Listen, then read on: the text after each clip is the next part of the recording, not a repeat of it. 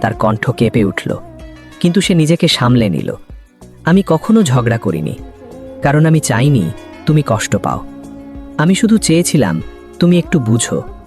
নাফিসের চোখ দিয়ে পানি পড়ছে, সে কিছু বলতে পারছে না। আয়েশা বলল, কিন্তু তুমি কখনো বুঝোনি। এই কথাটা নাফিসের হৃদয়ে সরাসরি আঘাত করল। সে ভেঙে পড়ল। সে ধীরে বলল, আমি জানতাম না। আয়েশা হালকা হাসল, কষ্টের হাসি। তুমি জানতে চাওনি। নাফিস থেমে গেল। এই কথার কোনো উত্তর নেই। সে সামনে এগিয়ে গেল, ধীরে বলল, আমি বদলাতে চাই। তার কণ্ঠ কাঁপছে, আমি সব ঠিক করতে চাই। আয়েশা তার দিকে তাকালো। প্রথমবার তার চোখে একটু অনুভূতি দেখা গেল, কিন্তু সেটা ভরসা না, শুধু প্রশ্ন। সে বলল, সবকিছু কি আবার আগের মতো হবে? নাফিস চুপ। সে জানে সবকিছু আগের মতো হবে না, তবুও সে বলল, আমি চেষ্টা করব। আয়েশা মাথা নিচু করল, কিছুক্ষণ চুপ রইল, তারপর বলল, আমি আর আগের মতো নেই। এই কথাটা সবকিছু বদলে দিল। নাফিস বুঝে গেল সে শুধু একটা মানুষকে না, একটা অনুভূতিকে হারিয়ে ফেলেছে। তবুও এখনও একটা সুযোগ আছে, নাকি নেই সেটা সময় বলবে। ঘরের ভেতরে নীরবতা। কথাগুলো শেষ হয়েছে, কিন্তু অনুভূতিগুলো এখনও ঘুরছে। নাফিস চুপ করে বসেছিল, তার মাথা নিচু। সে বুঝে গেছে কথা দিয়ে কিছু হবে না, প্রমাণ দিতে হবে। সেই দিন থেকে সে বদলাতে শুরু করল, ছোট ছোট জিনিস দিয়ে। সকালে সে আগে উঠল। অনেক দিন পর সে ফজরের নামাজ পড়ল। তার পাশে আয়েশা দাঁড়িয়ে। দুজন একসাথে নামাজ পড়ল। কোনো কথা না, তবুও একটা শান্তি ছিল। নাফিস এখন নিজে থেকে কাজ করতে লাগল, ঘরের কাজে সাহায্য করল।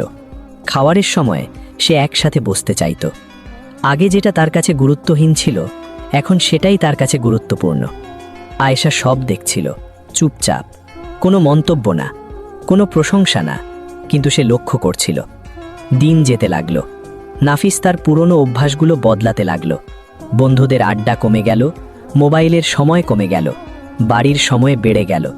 সে আবার কাজ খোঁজা শুরু করল। এইবার তার ভেতরে অহংকার নেই, শুধু প্রয়োজন আর দায়িত্ব।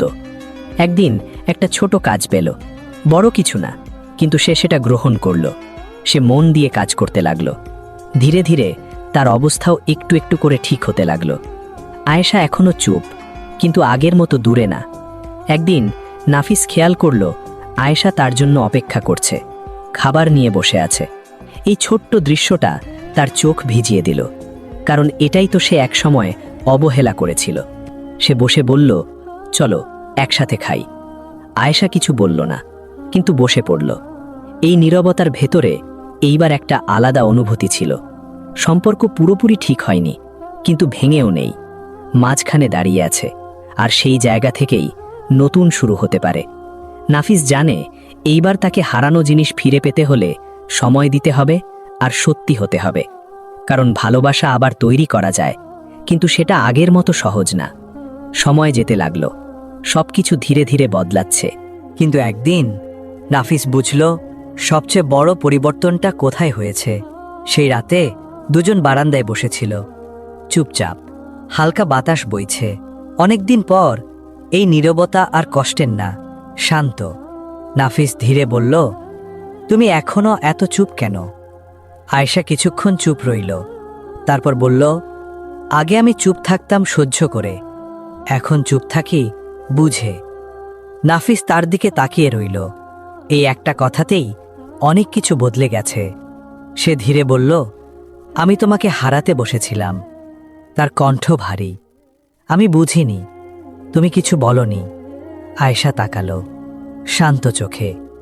আমি বলিনি, কারণ আমি আল্লাহর কাছে বলেছি। নাফিসের বুক কেঁপে উঠল। সে চুপ হয়ে গেল। এখন সে বুঝতে পারছে এই সময়ের সব কিছু, এই কষ্ট, এই ক্ষতি, এই একাকিত্ব, কিছুই অকারণে ছিল না।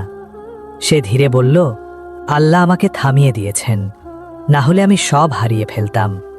তার চোখে পানি। আয়েশা কিছু বলল না, কিন্তু এইবার তার নীরবতায় দূরত্ব নেই, শুধু শান্তি। নাফিস বলল, আমি আর সেই মানুষটা থাকতে চাই না যে তোমাকে অবহেলা করত। আয়েশা ধীরে মাথা নাড়ল। এই ছোট সম্মতিটাই নাফিসের জন্য অনেক বড়, কারণ সে জানে এইবার তাকে কথার না, কাজের মাধ্যমে প্রমাণ দিতে হবে। ভালোবাসা আবার ফিরেছে, কিন্তু নতুনভাবে।